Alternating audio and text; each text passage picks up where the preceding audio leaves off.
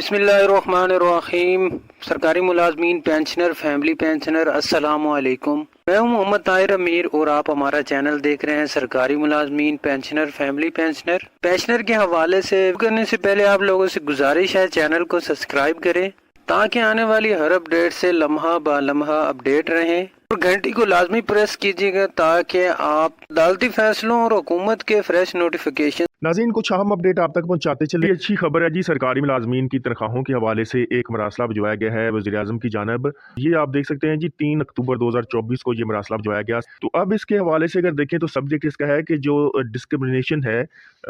Grade 17 से 22 और grade 1 से 16 तक के मुलाजमीन की, जो कि फेडरल सेक्रेटेरिएट में काम कर रहे हैं, उनके अलाउंसेस के दरमियान, तो इसको जो है वो फिल फॉर दूर किया जाए। इस लेटर में अगर देखा जाए तो यहाँ पर ये बताया गया है कि जो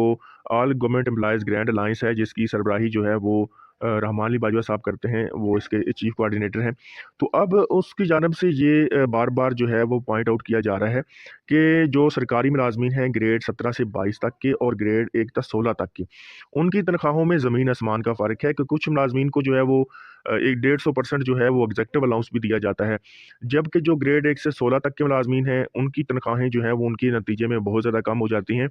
तो अब ये रिक्वेस्ट की जा रही है कि इन मुलाजमीन की तनख्वाहों के दरमियान जो फ़र्क है, जो तफरीक है, उसको ख़त्म किया जाए। ये आप देख सकते हैं जी, ये मरासला जो है बाकायदा तौर पर वज़ीर-ए-आज़म साहब को जो है वो सेंड कर दिया गया है। यहाँ पर आप पॉइंट नंबर 4 में देख भी सकते हैं कि यहाँ पर बाकायदा तौर पर ये कहा जा रहा है कि ये जो इनइक्वालिटी है सरकारी मुलाजमीन के दरमियान, उनकी तनख्वाहों के दरमियान, ये इनके दरमियान जो है वो बहुत ज़्यादा फ़र्क पैदा करती है और इसकी वजह से बहुत से मुलाजमीन के साथ नाइंसाफ़ी हो रही है। तो जल्द अज़ जल्द इस नाइंसाफ़ी को दूर किया जाए और जितने भी ऐसे मुलाजमीन जिनको 150% जो है वो स्पेशल अलाउंस या एग्जेक्टिव अलाउंस नहीं मिलता, रिक्वेस्ट ये की गई है जी कि जितने भी सरकारी मुलाजमीन जिनकी तनख्वाहों में तफरीक है, ग्रेड 1 तक 16 और 17 के मुलाजमीन जो कि फेडरल सेक्रेटेरिएट में काम करते हैं, उनकी तनख्वाहों में बहुत ज़्यादा फ़र्क है। तो इसको जो है वो दूर किया जाए और 150% जो है वो स्पेशल अलाउंस जो है वो इनको दिया जाए ताकि इनकी तनख्वाहों के दरमियान फ़र्क जो है वो दूर हो सके। इसके अलावा एक और बड़ी अहम अपडेट है जी, पंजाब के service and general administration department की जानिब से नोटिफिकेशन जारी हुआ 4 अक्टूबर 2024 को। अब इस नोटिफिकेशन के मतन के हवाले से अगर बात की जाए तो यहाँ पर बाकायदा तौर पर जो तहफ़्फ़ुज़ात थे उनको दूर किया गया है 17A रूल के हवाले से। आपको बताते चलें कि बहुत से हलकों में ये बात सामने आई कि जो अपॉइंटमेंट्स हैं 24 जुलाई 2024 से पहले उनको जो है वो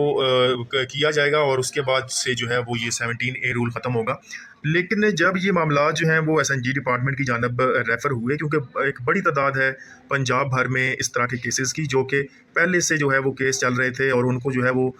कुछ लोगों को जो है वो अपॉइंटमेंट आर्डर भी जो है वो मिलने वाले थे, लेकिन उस पर उसके बाद ये नोटिफिकेशन जारी हो गया 17A रूल के ख़ात्मे के हवाले से और उनका जो अपॉइंटमेंट का प्रोसेस है वो भी रुक गया